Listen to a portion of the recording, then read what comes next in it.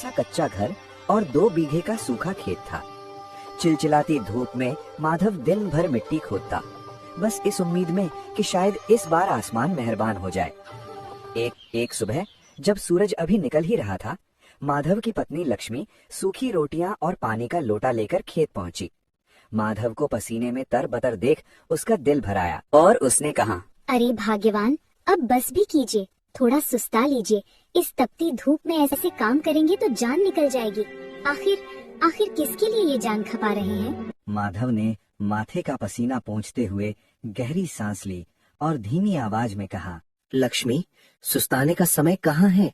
देखो, गांव का कुआं सूखता जा रहा है, खेतों की मिट्टी भी जैसे प्यास से फट रही है, और उधर लाला चंपकलाल का कर्ज, उसकी तारीख भी सर पर आ खड़ी हुई है। अगर इस बार फसल नहीं हुई ना, तो बच्चों की स्कूल की फीस, उनके सपने और हमारे घर का चूल्हा, सब कुछ भगवान भरोसे रह जाएगा।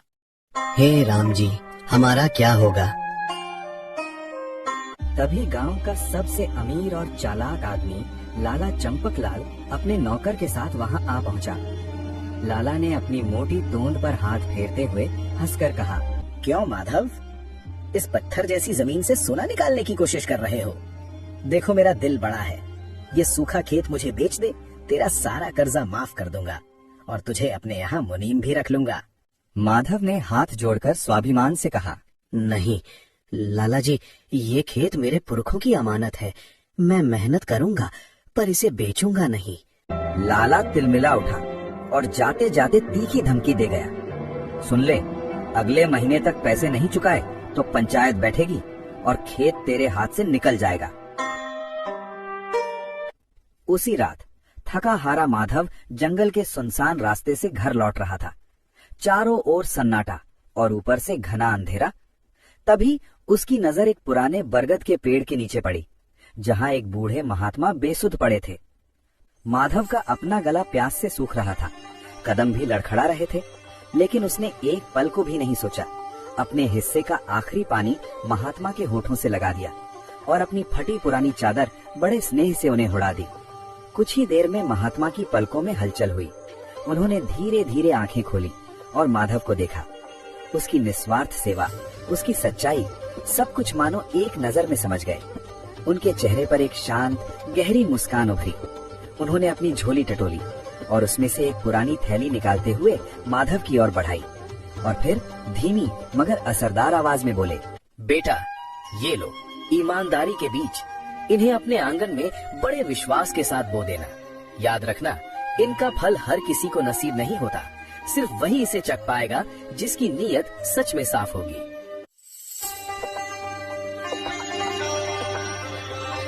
माधव जब घर पहुंचा तो बिना देर किए उन बीजों को अपने आंगन की नम मिट्टी में सावधानी से बो दिया। हाथों से मिट्टी को सहलाया, मानो कोई उम्मीद बो रहा हो।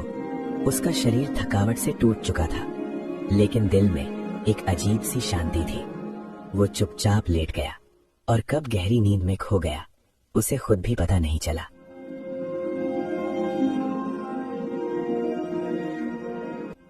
रात बीत गई और फिर आई एक नई सुबह।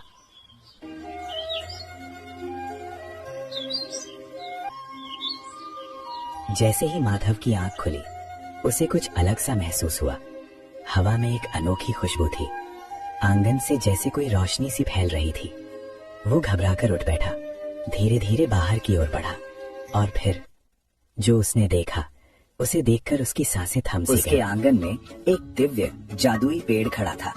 उस पेड़ की डालियों पर ताजी रंग बिरंगी सब्जियां लटक रही थीं, जो हवा के हल्के झोंकों के साथ झूल रही थीं।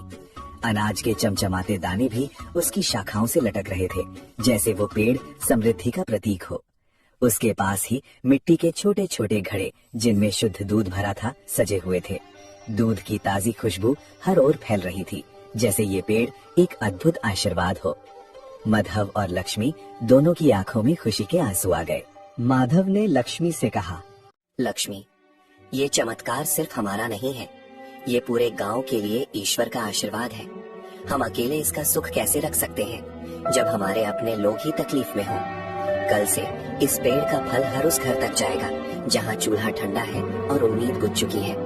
देखते ही देखते पूरे गांव की तस्वीर बदलने लगी। जहां कभी सन्नाटा और भूख थी, वहां अब खुशहाली मुस्कुरा रही थी। माधव ने उस दिव्य पेड़ को सिर्फ अपने तक सीमित नहीं रखा। वो हर दिन हर गरीब के घर तक खाना पहुंचाने लगा।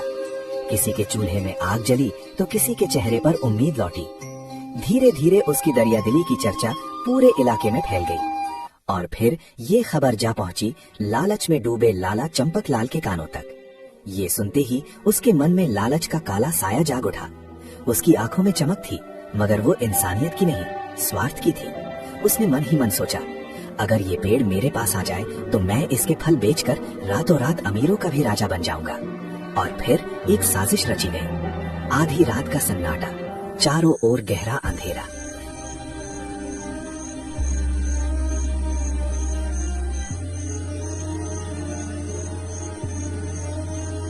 इसी मौके का फायदा उठाकर लाला चंपकलाल अपने नौकरों के साथ चुपके से माधव के आंगन में पहुंचा और बिना किसी दया के उस चमत्कारी पेड़ को जड़ से उखाड़ लिया।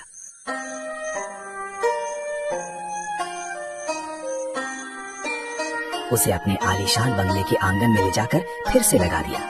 सुबह होने से पहले ही वो अपने सपनों में खो चुका था। जैसे ही पहली किरण फूटी, लाला लालच से भरी मुस्कान के साथ पेड़ के पास पहुंचा।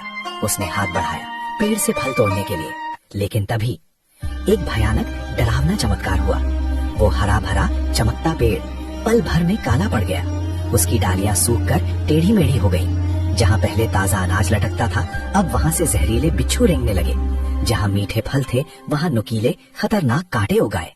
कुछ ही पलों में पूरा बंगला कीड़े मकोड़ों से भर गया। लाला चंपकलाल की आंखों में डर समा गया। उसका चेहरा पीला पड़ गया। वो घबराकर चीखने लगा, बचाओ, कोई तो बचाओ मुझे।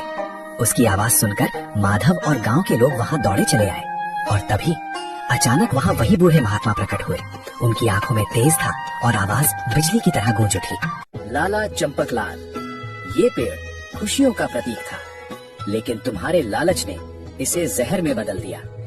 तुमने दूसरों का हक छीनने की कोशिश की है, और याद रखो, जो दूसरों की रोटी छीनता है, उसके अपने हिस्से का सुकून भी उससे छिन जाता है। ये प्रकृति का नियम है और न्याय भी। ये कहने के बाद वे बूढ़े महात्मा वहां से गायब हो गए। लाला चंपकलाल ये सब देखकर पूरी तरह टूट गया। उसके चेहरे पर डर साफ झलक रहा था। वो कांपते हुए आगे बढ़ा और माधव के सामने घुटनों के बल गिर पड़ा। आंखों से आंसू बह रहे थे, आवाज भर्रा रही थी। माधव, मुझे माफ कर दो। मैंने लालच में अंधा होकर बहुत बड़ी गलती कर दी है। वो रोते रोते अपने किए हुए हर पाप की माफी मांगने लगा और फिर कांपते हाथों से माधव के खेत के सभी कागजात वापस लौटा दिए। सिर्फ इतना ही नहीं, उसने गांव के हर गरीब का कर्ज माफ करने का वादा भी कर लिया। जैसे ही उसके मन से लालच का बोझ उतरने लगा, एक अजीब सा चमत्कार हुआ। वो काला डरावना पेड़ धीरे धीरे फिर से चमकने लगा। उसकी टहनियां हरी हो गईं और उसमें जीवन लौट आया। मानो प्रकृति खुद कह रही हो कि सच्चाई और त्याग ही असली ताकत है। उस दिन के बाद गांव की तस्वीर पूरी तरह बदल गई। ना कोई भूखा रहा, ना किसी के घर अंधेरा रहा। हर तरफ बस